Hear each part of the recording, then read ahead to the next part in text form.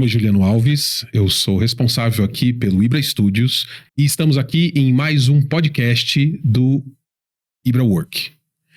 Juntamente comigo estão Reginaldo Filho, diretor-geral da faculdade EBRAMEC, e José Ricardo Santos Júnior, CEO do Lead China, onde nós iremos desenvolver um bate-papo muito legal falando sobre algumas ações bem interessantes sobre medicina chinesa que o EBRAMEC está fazendo no Brasil e com a China. Bem-vindo. Muito obrigado pelo convite, muito obrigado pela oportunidade de partilhar um pouquinho sobre a medicina chinesa, sobre a minha história, a trajetória da instituição e como que a gente pode integrar cada vez mais a medicina chinesa aqui para o nosso povo e também, por que não levar um pouquinho das nossas características brasileiras para o povo chinês. Legal. Excelente, eu estou muito animado aqui em aprender um pouco mais. Eu já aprendi bastante quando tivemos aí o 19º Congresso de Medicina Chinesa o ano passado, em novembro, nós ajudamos a organizar. E agora com o Regis aqui do EBRAMEC, ele já estava dando uma lição antes de começar nosso podcast, né, Juliano? Exatamente. E eu acho que é importantíssimo a gente entender um pouco esse momento, então eu vou pedir para o Regis inicialmente se apresentar, né? Vamos fazer uma apresentação estilo Twitter, né? Você faz um resumo, cada um de nós fazemos um resuminho nos apresentando para o público, poder entender quem nós somos. E aí, a partir dali, a gente começa um bate-papo para a gente contar um pouco sobre medicina chinesa e o que o EBRAMEC está fazendo aqui no Brasil e na China. Perfeito. Na área, todo mundo se chama de Regis, então, Reginaldo Filho, mas Regis, eu iniciei na medicina chinesa, aí já temos aí umas boas décadas aí Coisa boa. De estudo, de análise. E eu digo que sou um eterno estudante da medicina chinesa.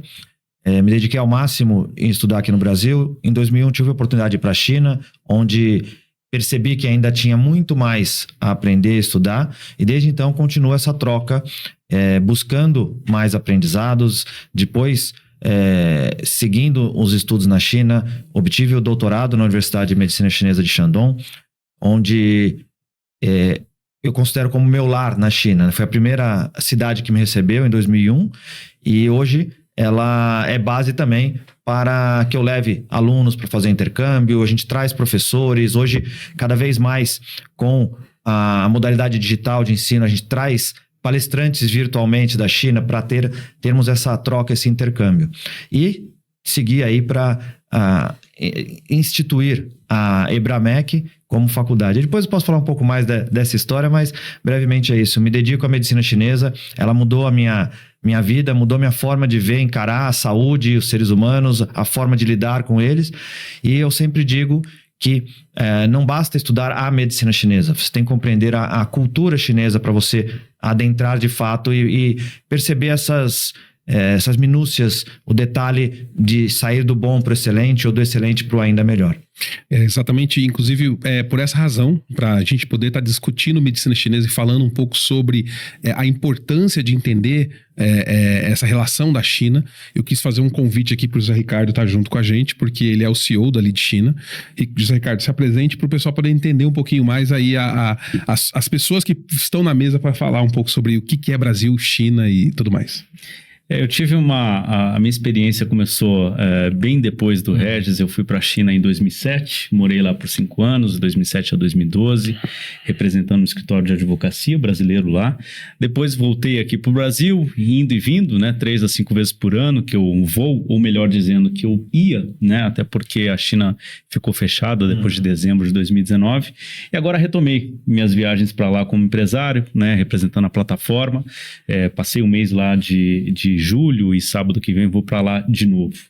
E quando a gente fala de medicina chinesa, a primeira dúvida, é medicina chinesa ou medicina tradicional chinesa? Boa pergunta. Já vou entrar, mas só para pontuar, a gente quase se cruzou por lá, porque eu tava final de junho, metade de julho na China, você vai sábado, eu vou na segunda-feira. Quase lá. Vamos estar próximo lá, pertinho. Dependendo do momento, a gente vai se cruzar no aeroporto. Mas uma coisa que eu acho engraçado a gente já comentar um pouco, e aí eu vou entrar com o meu papel de pessoa que não foi pra China, que não conhece nada da China, inclusive, é bom e importante. Eu vou fazer as perguntas que todo mundo gostaria de perguntar, tá, gente? A China é um país continental. Sim. Gigantesco. Então, às vezes, o ato de você falar a gente quase se cruzou é quase a gente falar que eu estava no Amazonas e ele estava no Paraná. As chances de se cruzar são fáceis ou não? Como é que é isso? Não, lá é extremamente difícil. Mas eu digo então. assim, as portas de entrada normalmente são 3 as principais. Beijing, Shanghai e Guangzhou. São as 3 principais. Então, há uma chance de se encontrar com alguém. Legal. É mínima, mas existe uma chance. A China, ela tem desde 2 meses atrás, 3 meses atrás, a segunda maior população do mundo, né? A Índia, a princípio, passou. E um dos 5 territórios maiores. Então, realmente é algo gigantesco. Mas aproveitando a questão do tradicional ou não, né? Aí em alguns momentos eu vou usar termos técnicos e depois eu acabo explicando, né? Hoje, um conceito que se tem até por pesquisadores do Rio de Janeiro é o conceito de racionalidade médica, uma forma de se pensar e se compreender a saúde.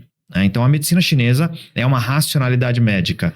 A medicina ocidental, no sentido de um sistema de se entender a pessoa, não o ato do médico, mas fisioterapia, psicologia, biomedicina, faz parte da racionalidade médica ocidental ou biomédica, né? A racionalidade médica da medicina chinesa é uma racionalidade tradicional, assim como a ayurvédica também é tradicional, assim como outros sistemas são tradicionais. A expressão medicina tradicional chinesa, ela surge a partir do momento que se tem que ter, para um ensino em massa e uma promoção internacional, vamos dizer assim, na década de 50 do século passado. Aí surge o termo medicina tradicional chinesa. Mas em chinês, a expressão sempre foi a mesma. Medicina chinesa. Medicina chinesa. E eu até brinco, na verdade, até a última dinastia, nem medicina chinesa era só medicina, porque não existia que diferenciar.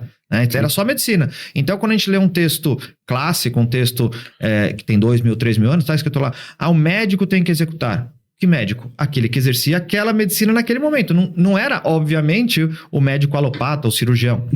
Então, e hoje há um resgate dessa nomenclatura. As universidades chinesas, elas, mesmo quando elas apresentam-se com os nomes internacionais, elas estão utilizando o termo Chinese Medicine direto, né? E não TCM.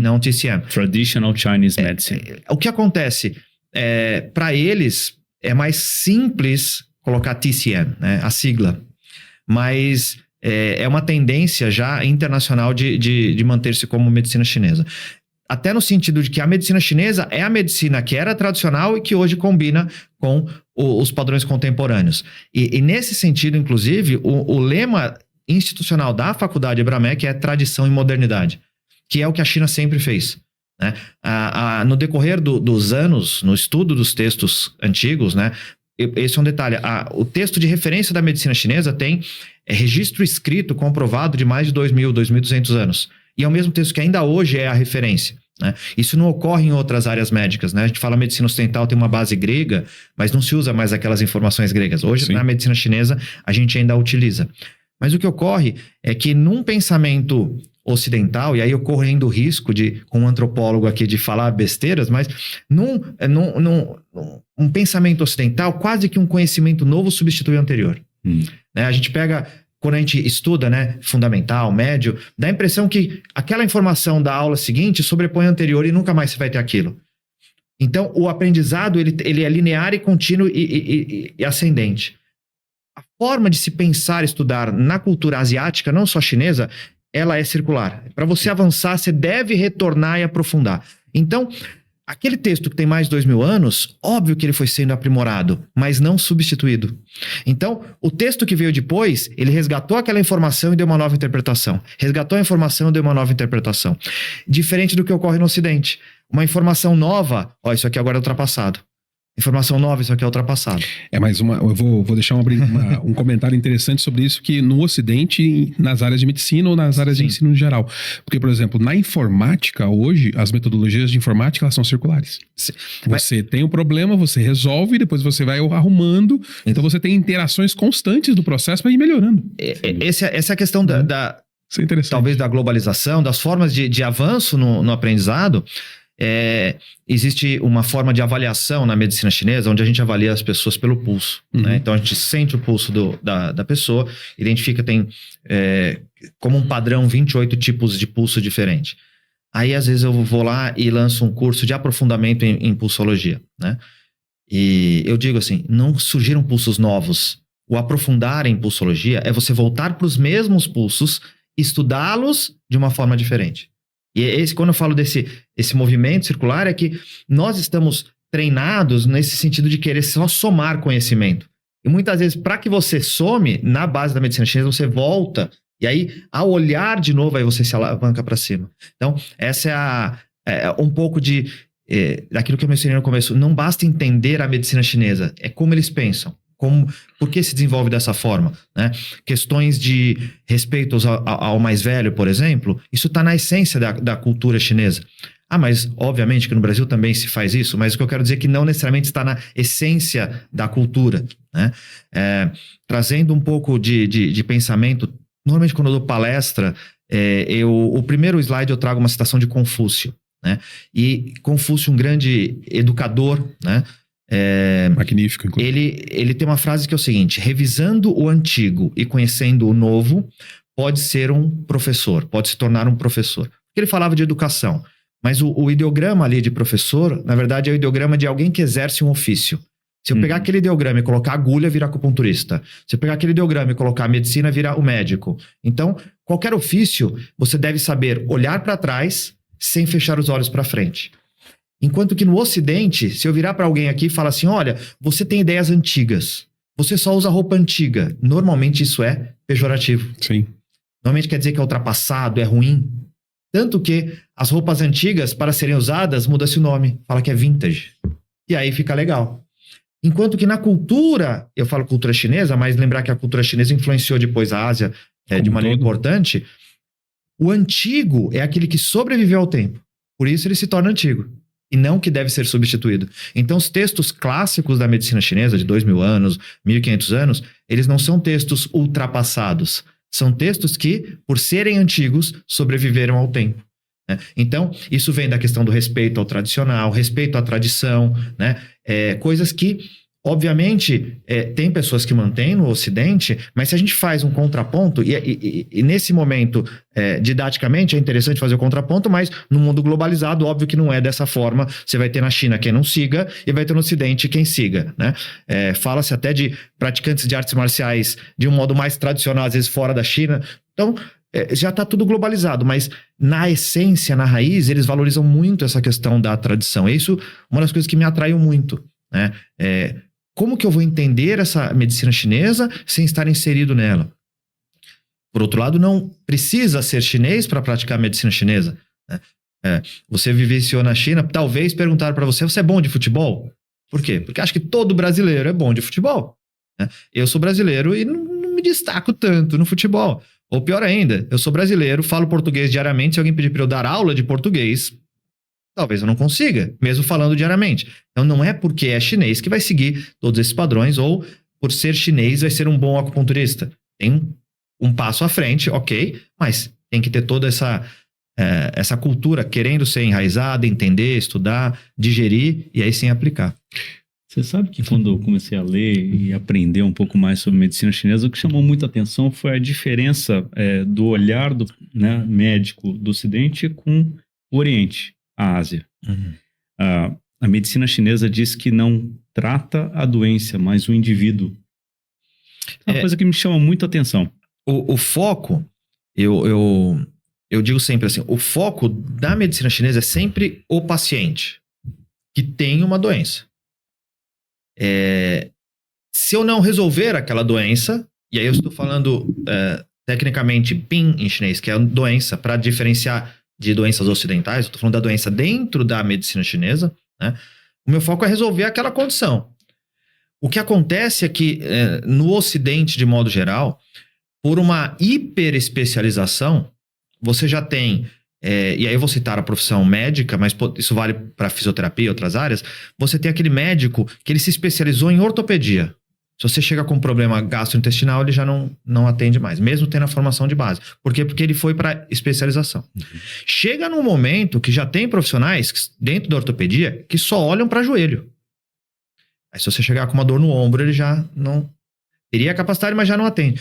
Na medicina chinesa, pela essência, e aí de novo, relação com a cultura, né? Tem um ditado em chinês que diz que o céu, aquilo que é exterior, e a pessoa estão unidos. como uma coisa única. Isso implica em olhar a natureza e o que ela representa no corpo. E isso fez com que os chineses dessem nomes variados para as condições do corpo. Então ele olhava e falava assim, olha lá, mas o tempo está úmido. O que a umidade associa? Poxa vida, uma roupa úmida ela é mais pesada do que uma roupa seca. Ah, então no corpo, quando eu tenho uma sensação de peso, desconforto, ele chamou isso de umidade. Olha só. Então uma dor de cabeça por umidade não quer dizer que tem água na cabeça. Quer dizer que, por uma analogia com o que ele via na natureza, que é mais denso, mais pesado, aquela dor de cabeça com sensação de peso é por umidade. Uma dor de cabeça latejante, como algo ardente, como um fogo, algo inflamado, opa, essa é por calor. Então ele foi associando. Então é o que nós chamamos hoje de macrocosmo e microcosmo. Então eu olho para a natureza e identifico aquilo no meu corpo. E hoje, até por conta das mudanças climáticas, a gente observa que essa união é tão intensa que o ser humano, atuando de modo exagerado, exacerbado ou equivocado, influencia a natureza. E aí nós trazemos isso na medicina chinesa para o corpo. Esse conceito de céu se torna o meu corpo. E a parte se torna aquele conceito de pessoa. Então o meu corpo todo é refletido numa parte. Ao entender aquela parte, eu posso afetar o corpo todo. Então, quando eu citei de sentir o pulso, eu não estou analisando a condição desta região. Eu estou analisando o todo através desta região. Né? Quando, talvez, já viram pessoas com sementes, agulhas na orelha, o foco não é um problema, muitas vezes, na orelha. É a relação da orelha com o corpo todo. Então, essa relação de parte todo faz com que eu, ao olhar para uma doença em uma parte, eu tenha que olhar como ela afeta o todo. Então, essa questão de tratar o doente e não a doença é porque, invariavelmente, para que eu trate a doença, eu não olho só para ela, eu olho para o todo. Interessante. Né? Então, essa é uma relação. Os canais de acupuntura, onde estão os pontos, permitem que eu possa tratar um problema na cabeça usando um ponto no pé. E só isso já faz com que eu não olhe só para a cabeça. Eu tenho que olhar o corpo todo para que aí sim eu possa aplicar um estímulo. Eu falei acupuntura, mas se houver possibilidade, eu posso até falar mais, porque um outro detalhe, a acupuntura é uma parte da medicina chinesa. É uma pequena parte da medicina chinesa. Se eu chegar aqui no Brasil e falar assim, eu trabalho com medicina chinesa, grande maioria vai achar que eu faço acupuntura. Se eu vou para a China e falo que eu trabalho com medicina chinesa, a grande maioria vai achar que eu trabalho com fitoterapia chinesa. Interessante. Não acupuntura. E aí tem algumas questões culturais e entendimento das atuações. Lembra que agora há pouco eu falei da racionalidade médica ocidental e chinesa? Né? Dentro da racionalidade médica ocidental, eu tenho a prescrição de remédio, eu tenho cirurgia, eu tenho reabilitação por fisioterapia, sessões de psicologia, fono, tem todas essas áreas. Qual é a atuação mais comum? Remédio. É muito mais comum qualquer pessoa já ter ingerido algum remédio do que ter feito uma cirurgia. Ensina um pouquinho mais o microfone, por favor. Ter feito uso de remédio do que ter passado por uma sessão de fisioterapia.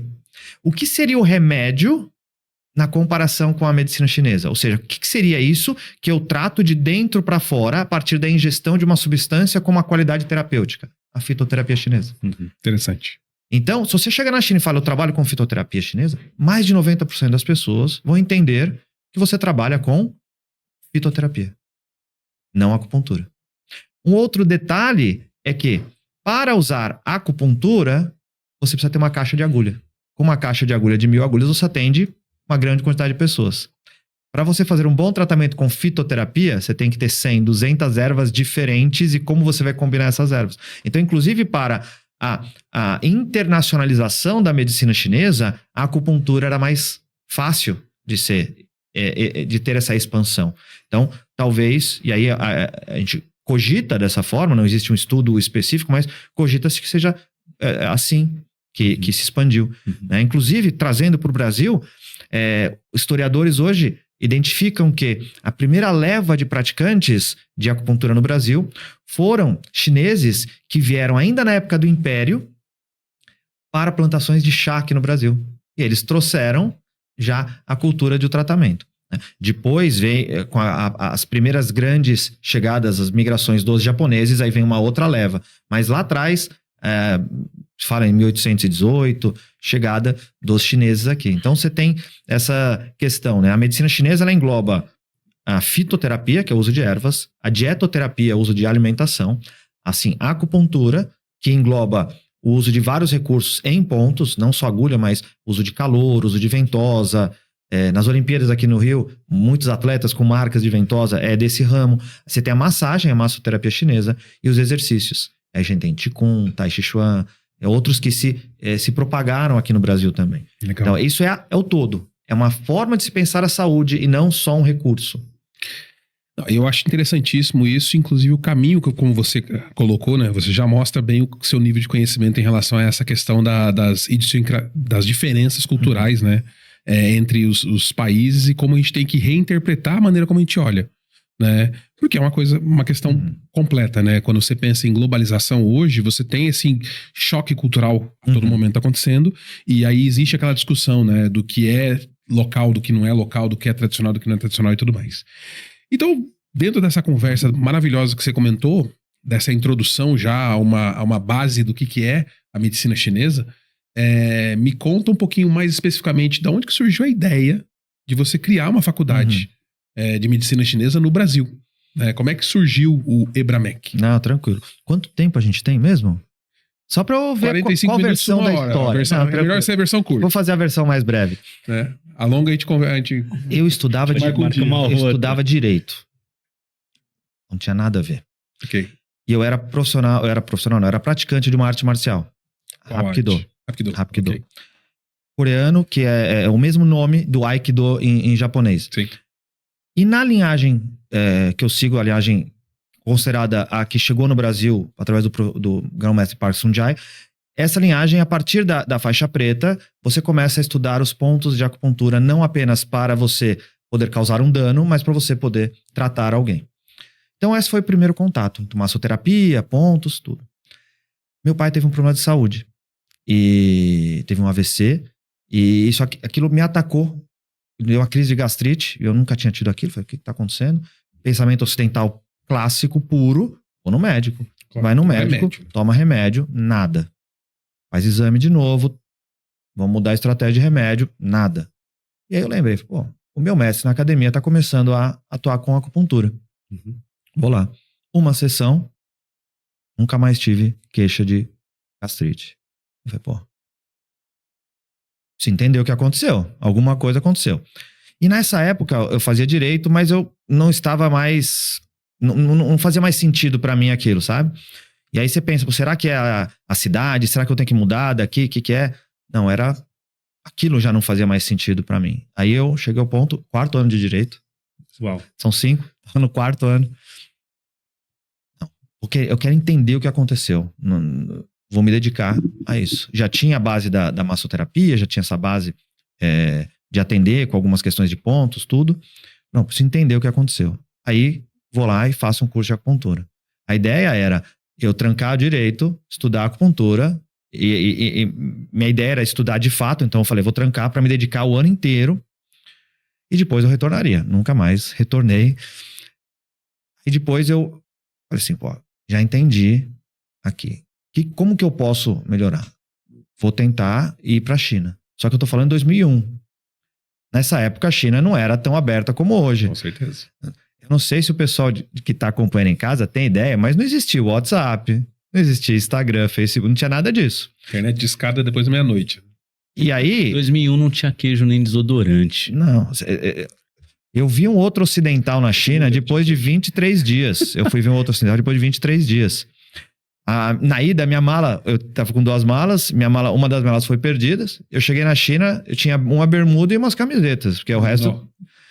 Não tinha barbeador, não tinha nada. E na China, naquela época, o que eu conseguia comprar de barbeador era aqueles que era só a lâmina presa. Eu falei assim, não, vou ficar com a barba aqui o período, porque não tenho condição de fazer dessa forma. Mas eu falei assim, vou estudar medicina chinesa. E até fazendo uma ponte, aqui no Ibrachina foi feito um evento relacionado à cultura associada ao Rio Amarelo. Isso. E a província, a primeira que eu fui, foi a província de Shandong, que é uma província por onde passa o Rio Amarelo, né? E o Rio Amarelo... Só para contextualizar também, quase tudo amarelo na China é importante, né? O mar que banha a China é o mar amarelo. O chinês foi historicamente identificado como povo amarelo, né? Hoje tem às vezes um tom negativo, mas eles se identificavam dessa forma, né? As cores dos imperadores sempre foram amarelo e vermelho, né? O imperador mítico da cultura chinesa é o imperador amarelo. Na medicina chinesa, o primeiro texto clássico é o clássico de medicina interna do imperador amarelo, né?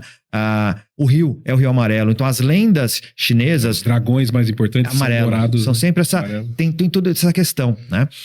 Em medicina chinesa, o conceito de centro, a gente tem o conceito de 5 movimentos, né? Ou 4 direções. O centro representa pela terra, que é descrita como amarelo, né? O povo chinês, China em chinês é país ou reino do centro. Então, quando se associa o conceito de centro, Zhongguo, o conceito de centro com o conceito de terra, reforça ainda mais o amarelo. Então, o rio amarelo de fato é importante. E aí eu já lia o texto clássico, as versões traduzidas, e na época eu falei, queria conhecer. Isso daí eu fui lá e tive a oportunidade de conhecer o rio amarelo. Obviamente não existem mais as lendas e os mitos, mas ele está lá, se vivencia, e esse é o ponto, você entrar em contato direto com essa cultura, isso te influencia demais. Eu participei do evento que o Ibra China fez aqui, e eu vi as fotos e os vídeos magníficos daquela região. Eu achei impressionante, assim, como a gente não conhece, né? A verdade é essa, como a gente não tem ideia do que existe lá, né? Nós temos, como a gente estava comentando antes de começar o podcast, a gente tem uma visão eurocêntrica das coisas. Só que a gente está falando de um país continental, a gente está falando de uma cultura milenar, a gente está falando de, como você mesmo falou, um povo que revisitou os seus acertos e erros ao longo dos milênios para superar e para se tornar muito maior do que a gente pode imaginar. Sim, é verdade. Né? E o Brasil hoje, ele abriu as portas, a gente está tendo um relacionamento comercial maravilhoso com ele, a gente está tendo uma relação, e eu acredito que é importantíssimo para quem está escutando esse podcast, gente, a gente escutar de quem esteve lá. Porque quem esteve lá viu o que aconteceu, né? Viu as pessoas, viu o sentimento, viu o conhecimento por lá. E assim, nesse período, tô falando 2001, a China ainda estava, obviamente já tinha iniciado o processo de abertura, né? Mas ainda estava muito fechada. Como eu falei, eu fui ver um outro ocidental depois de 20 e tantos dias. Mas isso me causou uma impressão muito grande, né? Tirando as dificuldades de idioma, se hoje eu consigo me virar no sentido de saber o que eu estou comendo, saber uma direção, não consigo um diálogo, na época eu sabia menos ainda. Então, mas eu percebi o carinho, o esforço deles de tentar ajudar, isso já era muito grande. Mas como eu disse, na época não tinha, a internet era discada, você tinha que ir numa lan house para poder usar a internet. Se eu precisasse ligar para o Brasil para falar com alguém, era Embratel. Ligação a cobrar, o que seria na época já era R$4, R$5 um minuto, então faz uma progressão para hoje, o que seria, era um absurdo. Mas de novo, isso me moldou enquanto, na época, profissional de medicina chinesa. E aí eu volto para o Brasil. Chegando aqui no Brasil, eu já lecionava num curso de acupuntura, e o pessoal começou a pedir, o que você vivenciou, o que você estudou, porque não era tão comum. Obviamente já tinha brasileiros indo para a China, mas não era tão comum. Vamos partilhar o que você... Tudo bem, então ali eu considero o início, quando eu comecei a partilhar. Para quem já era acupunturista, apresentando essas visões diferentes do que eu tinha tido. Porque uma coisa é o só que está no livro, e outra coisa é teoria, vivenciar. Com certeza. Né? Então eu tive essa oportunidade, aí eu trouxe. Como eu vivenciei na China, eu pude vivenciar a estrutura acadêmica deles. Né? Obviamente eu não fiz a graduação lá, mas eu vivenciei dentro da universidade. E a província de Shandong é considerada uma província tradicional. A província de Shandong é a província de Confúcio. Então, a 1 hora de distância da universidade é a cidade de Chufu, que é a cidade de Confúcio, onde tem uma estátua gigantesca de Confúcio, representando os discípulos de Confúcio. Então, tem toda essa questão histórica. Interessante. E aí eu volto para cá e o pessoal fala assim, mas o que você estudou? O que você vivenciou? E aí eu falo assim, beleza, vou começar a partilhar isso. Então eu dava aula, eu digo do básico, né, a formação, e comecei a ter esses cursos de aprimoramento, aprofundamento. Isso em 2001. Porque é o momento que eu chego de volta, em agosto de 2001, e aí começa a ter essas solicitações. Só que eu já tinha na cabeça o seguinte, poxa vida, se lá na China, que é o berço, é uma graduação, e no Brasil em algum momento tem que ser graduação. Só que isso, 2001, não existia a mínima possibilidade. Mas aí tem uma frase que eu escutei uma vez e eu abracei para mim, que sonhar grande e sonhar pequeno dá o mesmo trabalho de sonhar. Então, se é para sonhar grande, eu vou sonhar com uma faculdade, eu vou sonhar com ensino superior. E aí, eu comecei a instituição numa sala emprestada pelos meus pais, que eles têm um curso de inglês. Foi ali que eu comecei. E aí fui indo, a gente foi buscando, foi melhorando. Olha, poxa vida, eu vou tentar um prédio diferente para que eu possa ter a estrutura mínima para pedir esse curso. Ainda não foi suficiente. Então vamos indo, vamos buscando. Em 2010, a gente encontra o local onde é a sede hoje da faculdade. Isso eu tô em 2001 para 2010. Só que em 2010 eu tinha que preparar toda a estrutura para ter a chance de solicitar. Então foi todo um processo de preparação até 2013. Em 2013 a gente entra com o pedido no Ministério da Educação para ser faculdade. Naquele momento existe um hall de cursos, você só pode pedir dentro daquele hall de cursos. Então, obviamente, não existia acupuntura. Então, vamos criar uma estratégia. Vamos solicitar cursos para demonstrar para o Ministério da Educação que nós podemos ser uma faculdade, conduzir esses cursos para ir solicitar. Olha lá, 2013 para 2016. Em 2016, vem a autorização para o primeiro curso e o credenciamento como faculdade. Sendo faculdade, a gente começa a solicitar outros cursos. E aí a gente começa, de novo, criando um portfólio de cursos, porque não tinha a mínima chance. Então, no decorrer, a gente teve recursos humanos, gestão comercial, comércio internacional. Cursos mais tradicionais. E aí a gente começou, vamos tentar estética e cosmética, que aí já começa a me aproximar da área da saúde, mas era um estética e cosmética, onde metade do curso já era de medicina chinesa, esse era o nosso diferencial. Uhum. Um curso de filosofia. Não adiantava eu falar filosofia chinesa, não existe. É filosofia. Sim. Dentro do curso a gente fazia grade. Idioma chinês. A gente começou a solicitar esses outros cursos. Aí, vamos dar um segundo passo. Vamos solicitar o credenciamento da faculdade enquanto faculdade digital. Faculdade EAD. Então, hoje a faculdade Ibramec é faculdade presencial e faculdade EAD. Né? A gente opta por usar o termo digital, porque mesmo sendo o comum no Ministério da Educação EAD, né, ao falar que o ensino é à distância, você afastou a pessoa, né? Uhum. Então, o ensino digital, ele aproxima. Aí, começamos a analisar as possibilidades. A gente já tem uma estrutura, a gente já tem tudo. Isso, ao longo do tempo, não estou nem considerando as viagens para a China, como o colega disse, 3, 5 vezes por ano para a China, né? Para poder demonstrar, ter parcerias, tudo. Aí a gente consegue solicitar o primeiro curso da área que a gente queria. Foi o curso de massoterapia. Isso, hein? A gente está falando em 2018. Ok, nossa. 2018. 17 anos aí para... Por quê? Porque aí o que acontece? A gente identifica que no Paraná, o Instituto Federal do Paraná abriu o curso de massoterapia como nível superior, como tecnólogo. Tá. Só que institutos federais, universidades, não precisam pedir para o MEC para abrir curso, eles só abrem. Eles têm autonomia universitária. Sim. E quando é federal ou estadual, aí é uma outra regra. Assim, já temos uma questão aqui. Só que mesmo assim, existe um hall de cursos. Aí eu tenho que solicitar como um curso, o antigamente falava experimental, né? Mas é experimental, era uma questão, mas é o curso, hoje fala assim, pioneiro ou inovador. E aí, entre essas idas e vindas ao MEC para argumentação, a gente conseguiu solicitar massoterapia, fitoterapia e acupuntura. Por quê? O termo medicina não seria aprovado num curso de medicina chinesa. Sim. Então, vamos fracionar. E só para contextualizar, na China também você tem graduação em acupuntura, você tem graduação em massoterapia e você tem a graduação em medicina chinesa, onde o foco é fito. Então, eu segui esse modelo. Sempre o foco era a acupuntura, porque eu sabia que a base aqui no Brasil seria essa. Então, a gente foi lá galgando e no meio da pandemia a gente consegue tudo isso.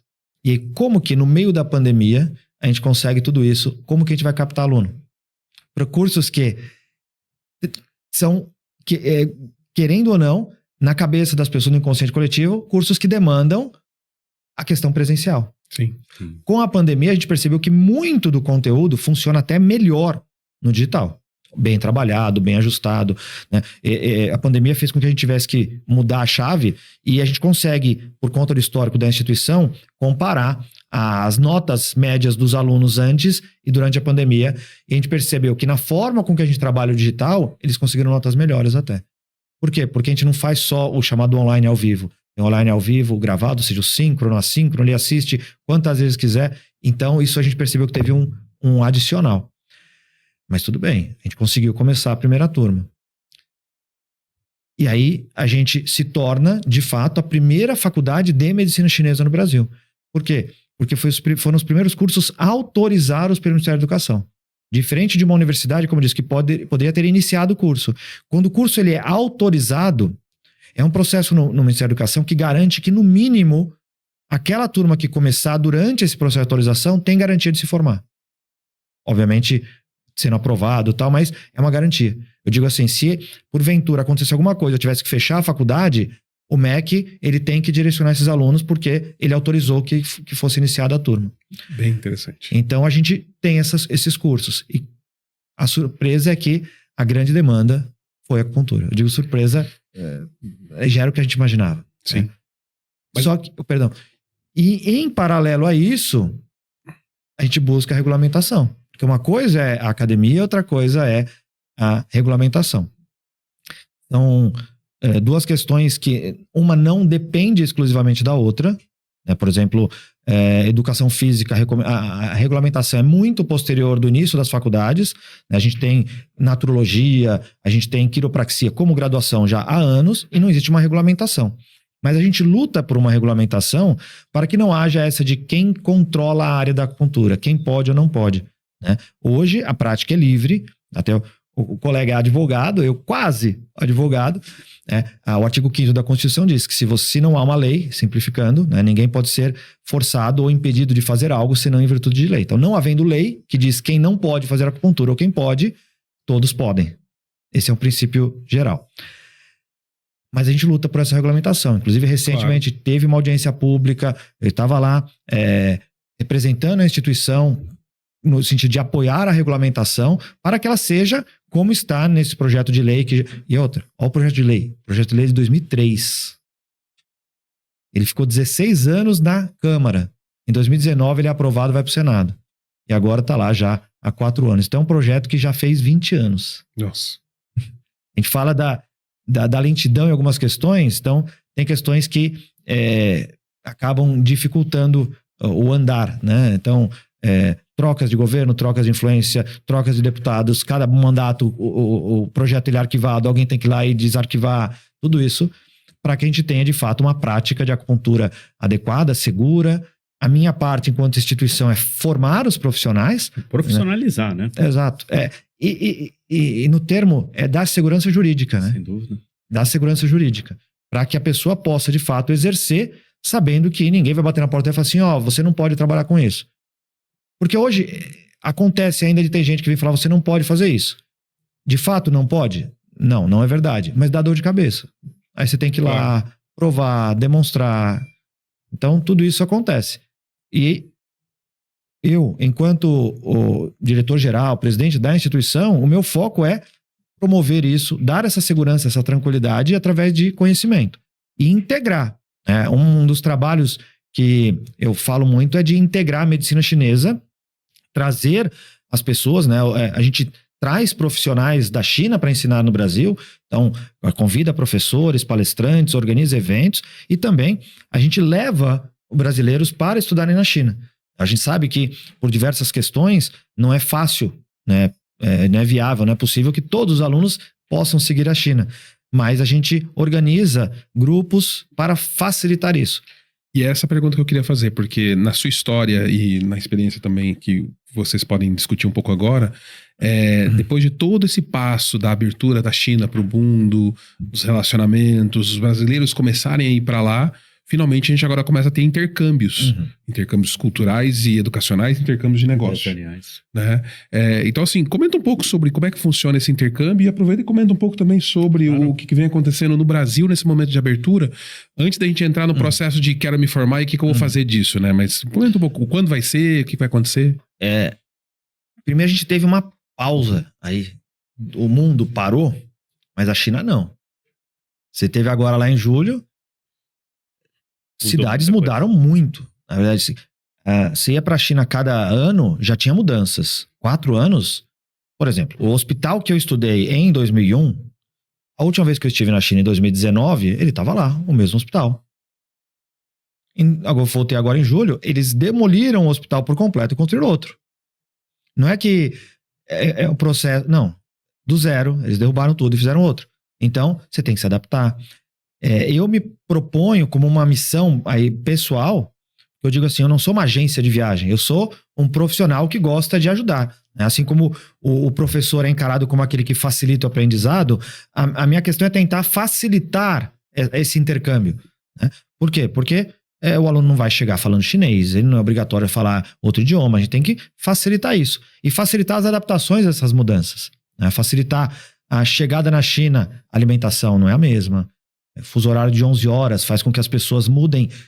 eu ia falar muda a personalidade, mas não é só personalidade, mas o fuso horário muda o humor da pessoa. Ela leva muitos dias para se adaptar. Pessoas que são muito fechadas aqui, chegam lá, estão totalmente extrovertidas ou o contrário. Então a gente tem que buscar essa facilitação. E aí, você pode dizer. Primeira vez que eu voltei da China, o meu café da manhã foi um parmegiana, mas... Você se acostumou a comer comida salgada. É questão só que eu tento buscar esse facilitar. Né? No sentido de eu já tive uma vez no café da manhã, eu consegui explicar pro chefe lá, preparar um ovo mole, a aluna chorou porque ela tinha dias que ela queria um ovo mole, e eles, na forma deles fazer, eles pegavam o ovo, ele tava mole, eles viravam, e aí ficava duro igual os dois lados. E ela queria um ovo mole, então, coisas que para a gente é simples, mas quando você tá... no mínimo 30 horas de distância de ter sua casa de volta, porque são 23 horas e meia dentro de avião. Qualquer rota vai dar 23 horas e meia em média. Qualquer coisinha é um detalhe. Então a gente tenta ajudar isso. E aí a gente teve esse ato, né, durante a pandemia. Por isso agora em junho e julho eu estive lá exatamente para revisitar os locais. Tinha um hotel que eu levava o grupo que fechou, porque é um hotel que vivia do turismo internacional e fechou. A China abriu-se novamente ao turismo em 15 de março. Os grupos estão agora começando a ir para a China. Por quê? Porque de 15 de março para cá era preparação de visto. O consulado da China hoje está com uma espera, em média, aí de 1 mês e meio, 2 meses no processo regular. Por quê? Porque está tendo uma demanda, né? A Canton Fair, que acontece agora em outubro, retornou. E se ela já era gigante, ela está maior ainda. Então, tudo isso na China eles continuaram. Então, o que eu fiz? Eu fui para lá, analisei, refleti como estava, visitei os hospitais, porque também... A gente sabe que tem grupos que vão assim, eu entrei em contato na internet, eu vou lá. Não, você tem que conhecer o local, né? O chinês é muito desse face a face, né? Inclusive, essa cultura do face a face faz com que, se você faz alguma coisa errada, o termo chinês literalmente é perder a face, né? Se você me apresentou o colega e eu vou lá e faço uma coisa errada com o colega, você perde a face com ele. Então, o face a face ainda é muito importante. Eu fui lá para ter esse contato, para visitar os locais, para planejar uma viagem para o ano que vem. Daria para fazer para esse ano? Daria. Mas é uma viagem que a gente sabe que os custos mudaram. Com certeza. Se antes existia companhia aérea voando a $900 para a China, hoje a média é de $1.600. Se em 2019 a gente estava falando de 1 para 3, 1 para 3,5 em relação ao real, agora é 1 para 5. Então, eu trabalho sempre com planejamento de um ano para o outro. Então, agora a gente fechou a turma de setembro. Quantos alunos? Esse é um detalhe. Normalmente eu levo entre 25 e 30. Por quê? Porque, de novo, eu não faço isso só pelo valor. Eu faço isso para levar com qualidade. Sim. Então, a partir do número de pessoas, eu levo coordenadores assistentes que vão me apoiar, que já estiveram na China. E aí eu lancei. Abri a inscrição na segunda-feira. Na quinta-feira, eu tive que fechar com 28. E começou. E o pessoal não parava. Tamanha a demanda represada. A demanda reprimida estava impressionante. E coisa que anos anteriores levava 3, 4, 5 meses para fechar a turma. Olha que interessante. A viagem, eu sempre tento fazer agosto, setembro, outubro, que é um período pós-verão. O verão na China, ainda mais esse ano chegou a bater 42, 43. Então, a gente está falando de agosto, setembro, já começa a ter uma queda, entrada de outono. E aí, eu cheguei a ter turma que se formou em abril, maio. Esse ano, em setembro, 4 dias eu fechei a turma. Só que continuou tendo. A gente retirou das redes sociais da instituição as divulgações, continuou tendo procura. E o que acontece? O pessoal nem perguntava, o pessoal já fazia o depósito, fazia, não, já mandei. Já informado que estava esgotado. E aí, o que aconteceu? Eu falei assim, não, vou tentar dar um jeito. E aí eu virei à noite, porque eu tinha que esperar amanhecer lá na China para negociar tudo para uma outra viagem. Então, para o ano que vem eu vou levar uma turma em setembro e uma turma em outubro. Então, isso foi na quinta. Na sexta-feira, às 10 da manhã, eu abri. Às 6 da tarde, eu fechei. Se a primeira turma levou 4 dias para dar os 28, a outra foi em menos de 10 horas. E aí eu tenho 2 turmas de 27, 28 pessoas pro ano que vem. E aí é exatamente o mesmo programa. Daria para juntar as 2 turmas, fazer um grupo de 60? Daria. É com a qualidade que eu gostaria? Não, então não vou fazer. E o que ele falou agora sobre essa questão de arrumar o terreno, né, de ir à frente, verificar como é que está o curso, como é que está o ambiente e acompanhar através de coordenadores, assessores, assistentes que vão também com a turma, dá muita segurança para quem está do outro lado. Com certeza. Olha, não sei se vocês que estão nos assistindo e ouvindo já tiveram a oportunidade de ir para a Ásia, né? Para a China, para o Japão, qualquer outro país que tenha, por exemplo, uma língua totalmente diferente, né? O ideograma chinês, né? Tudo, como a gente fala no português, tudo em rabisquinho. A gente vai pedir o ovo. Como é que a gente vai ensinar pro aluno antes de ir para a China? Não se esqueça que na hora de você pedir um ovo também, né? A expressão do ovo mole. Ele não vai saber. Então, o ovo mole eu acho que foi uma excelente colocação do que, às vezes, o simples já é impossível. A cena da aluna chorando porque eu consegui um ovo mole para ela. E eu não tô falando eu tô falando de uma pessoa que já tinha uma certa idade e emocionada de comer um ovo depois de dias, assim, sabe? Porque a gente não tá falando só de uma viagem, né? Porque as pessoas pensam nisso, não, porque quando eu viajo é difícil, não é. Quando você viaja para um outro país, tem o jet lag, tem a mudança cultural, os cheiros mudam. Eu me lembro que quando eu viajei, nunca viajei para a China, ainda quero ter essa experiência de China e Japão, adoro, estudo muito a cultura, mas quando eu viajei para a Europa, eu olhava para as árvores e eu falava, essas árvores não são diferentes das árvores que eu conheço, as árvores são diferentes. A comida é diferente, o cheiro é diferente, as pessoas são diferentes. Imagina do outro lado, né? Mais longe ainda. 17 mil quilômetros. Você tem um grupo que te ajude e te apoie, isso é uma diferencial que o Ibramec faz. E uma dica que eu coloco é o seguinte: as principais pessoas para vocês terem contatos são sempre as pessoas mais simples. Tem gente que quer visar presidência, diretoria, que são quem vai ter a decisão no final, mas quem vai te dar o suporte no dia a dia são as pessoas mais simples. Então, eu sempre falo para os alunos: ajude o tradutor. Converse com o tradutor. Às vezes é a oportunidade dele de praticar o inglês, por exemplo. Sim. E é ele que vai te ajudar a te indicar uma coisa simples, um lugar melhor para você comer na hora do almoço. Um lugar mais adequado para você achar aquele produto que você queria comprar e levar de recordação. E isso entra nesse trabalho, né? Eu não sou uma plataforma como a Lead, mas eu tento exercer um trabalho como uma plataforma. Eu não quero que o aluno chegue e vá estudar na China, simplesmente. Eu quero dar todo o suporte para que ele volte como uma experiência de ter estudado na China, como ter vivenciado a cultura chinesa, né? E aí a gente vai adaptando isso. No meu grupo de estudos, o foco é o estudo. Existem hoje vários grupos que vão para a China, assim como grupos de comerciantes, para negócios, pessoas que tentam se arriscar sozinha, mas quando você tem uma estratégia, um foco, o meu foco é o ensino. Então, qual é a minha estratégia? Os 3 primeiros dias, e aí você pode dizer muito bem, a pessoa fica fora de área, contra o fuso horário. Então, o que eu faço nos 3 primeiros dias? Não tem aula, não tem prática no hospital. O que é? Turismo. Adaptação. A adaptação. Então, a adaptação eu já faço com o turismo. Por quê? Porque sai de manhã e vai bater perna, vai ver coisa ativa o dia inteiro. Então, não dá tempo do seu corpo falar, preciso de um descanso. Até dá, mas você tem que andar. Aí, quando você chega no hotel às 9 da noite, aí você chega exausto, aí você dorme. Aí você regulariza o relógio. Porque é uma dica. Se você vai pra China em algum momento, só vou cochilar meia horinha e depois eu vou fazer. Não, esse cochilar meia horinha vai fazer você acordar às 3 da manhã e o olho vai abrir e você não tem o que fazer. Aí você vai ligar a TV, é só canal em chinês. Sim. Se você não se preparou no computador, e aí eu não tô nem dando dica porque não é uma coisa tão regulamentada na China, mas tem gente que usa VPN. Se você não tiver uma VPN, nem acesso às redes sociais você vai ter. Sim. Entendeu? Então, você tem esse preparo. Então, nesses dias de turismo, a gente visita os pontos principais e já se adapta. Por quê? Porque eu sei que se a pessoa for só para aula, não dá certo. Só que aí o que eu coloco? A gente vai visitar uma casa de chá para participar de uma cerimônia de chá. Aí você entra na cultura chinesa. A gente vai visitar um local onde você vai ver como que eles preparam os produtos à base de seda, que é um dos produtos milenares chineses. A gente vai num local que prepara aqueles vasos famosos e o material que é o cloisonné, a gente vai ver como que eles fazem. Quem quiser adquirir, ok, mas a gente vai para a questão cultural. A gente vai conhecer como que eles fazem a extração das pérolas para preparar. É uma imersão completa. É imersão cultural. E isso a gente faz nos intervalos. Mas aí tem pausa para compra. Não, esquece a compra. Você pode comprar, mas adquira a cultura. Isso é importante. E algo diferencial, específico para nós. O que é da medicina chinesa que tem a ver com a cultura que é fácil de ter uma imersão?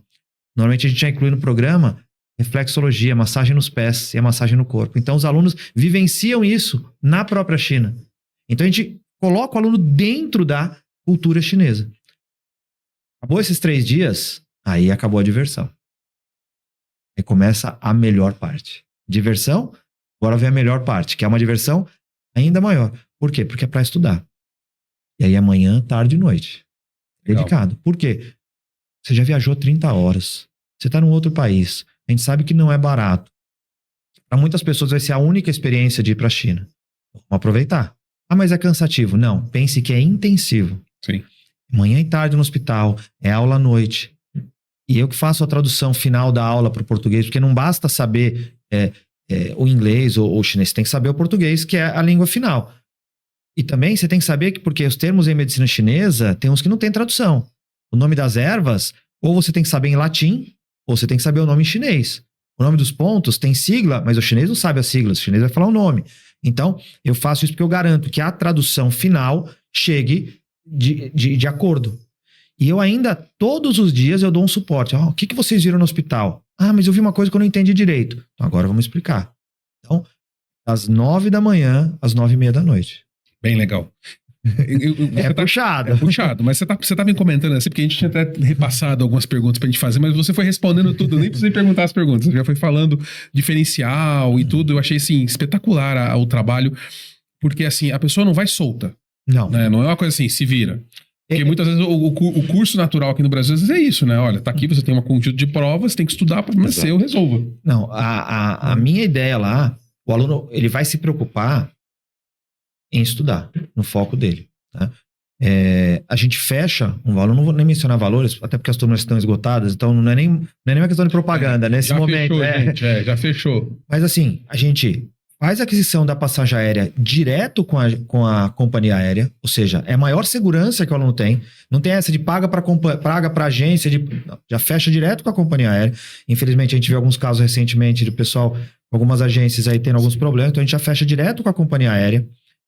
E aí tem o valor do terrestre. Esse valor do terrestre, ele inclui desde o transfer do aeroporto para o hotel até o último transfer do hotel para o aeroporto. Legal. Então, os trens internos, o hotel com café da manhã, as práticas nos hospitais, as aulas, os certificados, o turismo, tudo isso está incluso. Então, quando eu falei dessas visitas à casa de chá, cerimônia de chá, a massagem, tudo isso está incluso. Então, a pessoa vai totalmente amparada. Ela vai se preocupar com o que ela vai comer no almoço e no jantar. Por quê? Porque o café da manhã acaba sendo mais padrão. Se a gente fosse incluir refeições, aí é muito complexo.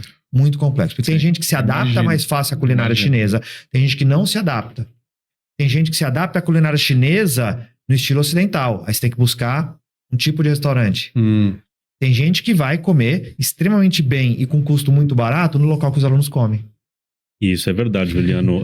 Não adianta a gente só organizar refeições, né, almoços e jantares somente em restaurantes chineses. A comida chinesa do norte, do sul, né, como se fosse aqui no Brasil, né, fazendo um paralelo, por conta da dimensão, né, de ambos os países. A gente tem que misturar um pouco com a comida ocidental, porque o brasileiro, principalmente, ele sente falta, né? Aquela frase que a gente fala do arroz, feijão e ovo, né? O brasileiro sente muita falta.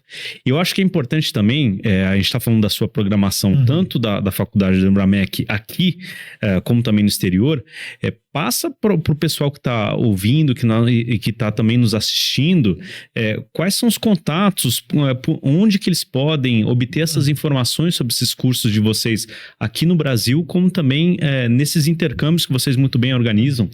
A gente, só um comentário rápido, a gente está tendo um bate-papo muito legal aqui agora, tá? Então, para quem está acompanhando a gente aqui no canal, não deixe de clicar no sininho, dar like, acompanhar a gente. Acompanhem as redes sociais que a gente vai comentar agora, mas o principal, o nosso papo está terminando. A gente conversou e, assim, passou muito rápido. Voou. Depois eu preciso até, eu quero pegar algumas dicas com você, que eu quero indicar alguns cursos. eu acho que eu vou fazer alguns também. Mas comenta um pouco sobre essas redes sociais, comenta um pouco sobre esses contatos. Não, perfeito. Você também já fala um pouco dos teus contatos. E aí, para terminar depois, eu vou fazer uma pergunta para você relacionada à questão dos alunos. Mas vai lá. EBRAMEC. EBRAMEC é a sigla de Escola Brasileira de Medicina Chinesa. Quando a gente virou faculdade, a gente questionou se a gente mudava para FABRAMEC ou FEBRAMEC, mas já existia uma questão aí relacionada a FEBRAMEC. Então, FABRAMEC, mas já estava dentro da área estabelecido o EBRAMEC. Então virou Faculdade EBRAMEC. Faculdade, Escola Brasileira de Medicina Chinesa. Legal. Então, nas redes sociais, de modo geral, colocou EBRAMEC, vai encontrar. Às vezes vai estar como faculdade, _EBRAMEC, faculdade.EBRAMEC. O meu é regis.EBRAMEC. Mas colocou EBRAMEC, vai achar YouTube, vai achar Instagram, Facebook. E o próprio site é www.ebramec.edu.br. Perfeito. E lá a gente tem todas as informações. Hoje eu tenho orgulho de dizer que nós somos a maior instituição de medicina chinesa do Brasil, tanto em tamanho, quanto em estrutura, quanto em número de alunos, e as parcerias que nós temos na China. Hoje nós temos parcerias com as principais universidades chinesas, que permitem esses intercâmbios. Então, por exemplo, em 2024, a gente vai para a Universidade de Medicina Chinesa de Shandong e para de Zhejiang, que é mais ao sul da China. Shandong é meu lar, então praticamente todas as viagens a gente passa por Shandong, porque ali tem uma questão afetiva para mim, eu tenho mais flexibilidades, eu tenho mais ações possíveis lá. E aí, a gente tem Tianjin, tem Shanghai, tem Guangzhou, Chengdu, a gente tem várias possibilidades, assim como, volto a dizer, a gente traz também esse pessoal. E, não sei se seria essa, mas já adiantando, dentro da instituição, o que nós buscamos é ensinar a cultura da medicina chinesa, cultura chinesa integrada à medicina chinesa. Então, sempre que há possibilidade, nós temos isso. Agora, não sei exatamente o momento que vai ao ar, mas só para contextualizar, o mês de outubro, nós temos o que nós chamamos da Semana Mundial da Medicina Chinesa, que é estabelecido na China do dia 11 a 17 de outubro.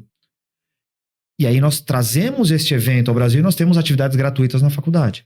Em novembro tem a Semana Mundial da Acupuntura, que foi estabelecida pela Federação Mundial. Então nós temos eventos. Então a gente tenta trazer esses eventos. No período do Ano Novo Chinês, nós fazemos eventos gratuitos, trazendo questão de jogos, de alimentos, de chás. Por quê? Medicina chinesa é uma parte da cultura chinesa. Conhecer essa cultura faz essa diferença. Perfeito. O meu é rápido também, Lead China Oficial, @Lead China Oficial ou Lead China no LinkedIn, @Lead China Oficial no Instagram. Então, se você, brasileiro, estudante ou empresário, precisa de um contato interessante para entender um pouco mais sobre toda essa questão do Brasil e da China, eu indico para você o canal do IbraWork, que tem um trabalho muito legal que vem sendo desenvolvido, ele é mantido pela IbraChina, tem todo um trabalho maravilhoso que o IbraChina vem fazendo aqui no Brasil. E se você quer estudar, o EBRAMEC tá aqui com todo esse... praticamente o amor que você dá ao brasileiro para você não se impactar tanto com a cultura, mas você aproveitar e aprofundar a cultura. E na parte de negócios, né, a gente tem o Lead China aqui também. Tá? Eu agradeço muito a vocês que estiveram nesse bate-papo aqui com a gente, e o principal para a gente finalizar a nossa conversa. A minha pergunta para você é o seguinte: quais conselhos você, brasileiro que se viu numa condição de... foi curado pela medicina chinesa, numa determinada condição particular, e que passou por um período de longos anos lutando no Brasil para você poder instituir essa faculdade, que é, como você disse, a primeira e a maior e a referência estruturada. E no momento que você tem que brigar para poder estruturar uma parte de lei, não existe mais ninguém, né? Você que tá abrindo a picada, o espaço. Qual que é os conselhos que você daria para os brasileiros que querem iniciar na carreira da medicina chinesa? Uma das minhas missões pessoais, eu falei de fazer essa ponte Brasil e China, e a outra é tentar despertar esse amor que eu cultivei à medicina chinesa, né, à cultura chinesa, para que a pessoa se aproxime dessa forma de pensar. Eu digo sempre que a primeira coisa é identificar que a medicina chinesa está lidando com a mesma pessoa, está lidando com o mesmo ser humano, olhando de uma outra forma. Este olhar de uma outra forma, se você já consegue conceber que existe a possibilidade de olhar de uma outra forma, você já tem um passo adiante. você imagina a acupuntura simplesmente como um recurso que vai te trazer algo, ela vai te ajudar. Mas se você entende que ela é uma forma nova, diferente de olhar para o ser humano, de trazer qualidade de vida. Os chineses, eles não falam só de tratar a doença, eles falam de prevenir. Expressões que se usam em outros ambientes estão nos textos clássicos chineses. Do tipo, não esperar ter sede para cavar o poço, está num texto clássico chinês. Né? Não esperar a guerra para forjar uma arma. Não estou querendo dizer que eu sou a favor da arma, mas entender o conceito, estar preparado. A medicina chinesa, nesta forma que eu gosto de destacar, não só como recurso terapêutico, mas como forma de olhar para o ser humano, permite com que a gente olhe essa questão de prevenir as doenças antes que elas se manifestem ou antes que elas se agravem. Porque, infelizmente, muitas vezes a pessoa já nos busca com a doença, mas a gente pode prevenir que ela se agrave. E mesmo quando é uma doença que não tem cura, e eu deixo isso claro, quem entra nessa área achando que a acupuntura resolve tudo, ou que a medicina chinesa resolve tudo, se fosse assim a China não tinha doentes. Nem a cirurgia resolve tudo, nem o medicamento resolve tudo. A gente tem que tirar o que é de melhor. A medicina chinesa vai me dar uma forma nova de olhar para o ser humano. Esta forma nova implica em entender que quando eu não consigo curar, o que eu posso ajudar aquela pessoa? Hoje, na oncologia, fala muito dos cuidados paliativos, né? Você já tem um paciente terminal, mas o que você pode fazer para ajudar esse paciente? Não estou querendo dizer que a medicina chinesa seja só nessa fase terminal, mas o que eu posso fazer para esse paciente? Ele está com um tumor? O médico ocidental já está tratando? O que mais eu posso fazer? Se eu posso abrir só um parênteses, até não muito tempo atrás se usava muito o termo terapias alternativas. Né? Hoje o termo oficial no Brasil é práticas integrativas e complementares, porque a alternativa é ou um ou outro. Ou eu tomo remédio ou eu faço acupuntura. Não. Vamos pegar o que é de melhor da medicação, com o que é de melhor da acupuntura, com o que é de melhor da fisioterapia, assim por diante. E complementar. E complementar. E uma vai integrando, que é o que os chineses, de novo, fizeram muito bem ao longo da história. Eles não excluíram uma outra cultura, eles absorveram o que eles consideraram de mais relevante e importante. Então você chega hoje na China em um hospital, muitas das vezes você tem o setor de medicina chinesa e o setor de medicina ocidental. O próprio paciente pode eleger.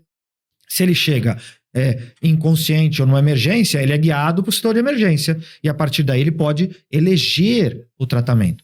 E o médico alopata na China, ele sabe que tem condições que a acupuntura vai trabalhar melhor. E ele já indica esse paciente. Enquanto que aqui ainda vive nessa disputa, lá não, ele já sabe.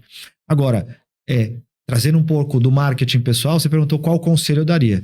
Como um conselho pessoal, busque a Faculdade Bramec, que vai estar de portas abertas para ajudar, para ser essa ponte, para liderar esses alunos e entender que a medicina chinesa, ela é uma forma de se pensar, mas também é uma forma de viver.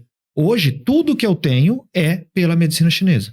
Tudo que eu faço, tudo que eu articulo é através da medicina chinesa. Então, ela também é uma forma de... eu não gosto de usar o termo só ganhar dinheiro, porque às vezes a pessoa leva para um lado negativo, mas se eu exerço um trabalho, nada mais justo do que eu ser remunerado para isso. Então, nessa ponte de negócio e educação, negócio e saúde, não deve haver exclusão. Então, eu hoje, muitas vezes, sou visto como um profissional da área de negócios dentro da medicina chinesa. Porque eu vejo a medicina chinesa como uma área e não só como um recurso. E essa área implica no profissional, no estudante, no importador da agulha, no importador da erva. Tudo isso deve estar funcionando como uma cadeia. Falhou uma, vai dar problema para o outro. Então, você fica contente quando uma escola diminui? Não, porque se a escola diminui ou uma escola fecha, pode ser que o mercado esteja diminuindo. As escolas têm que florescer. Eu vou fazer de tudo o tempo todo para que a minha se destaque. Sim. Mas o mercado tem que crescer. E às vezes há essa leitura mais míope, vamos dizer assim. Não, a área tem que crescer. Sim. A cultura chinesa tem que se desenvolver. E, encerrando, agradeço muito o convite e essa oportunidade de falar dessa minha paixão. Eu ia te falar, eu quero agradecer pela aula, que foi uma aula aqui pra gente. Muito obrigado pela sua experiência. É muito importante a gente ter noção de que existem brasileiros fazendo isso, né? Mais uma pessoa, eu já tinha admirado ele pelo trabalho que ele estava fazendo com a China, mais uma pessoa que eu vou admirar muito, inclusive. Agradeço muito a tua presença aqui no nosso podcast e espero que esse seja o primeiro de vários para a gente poder fazer outros depois e desenvolver mais. Muito obrigado. E como última mensagem, para os profissionais e estudantes, vamos lutar pela regulamentação da acupuntura. né? Eu estive lá em Brasília, mas existem outras associações que estão à frente de fato. Então, FENAB, SBA, CNA são instituições importantes para esse processo de regulamentação. A regulamentação vai dar segurança jurídica para que os alunos possam estudar com tranquilidade, sem se preocupar se um outro profissional vai tentar invadir a nossa área. E exercer o seu trabalho bem feito. Perfeito. Perfeito. Gente, obrigado. Ficamos por aqui. Até o próximo podcast. Tchau. Tchau, tchau.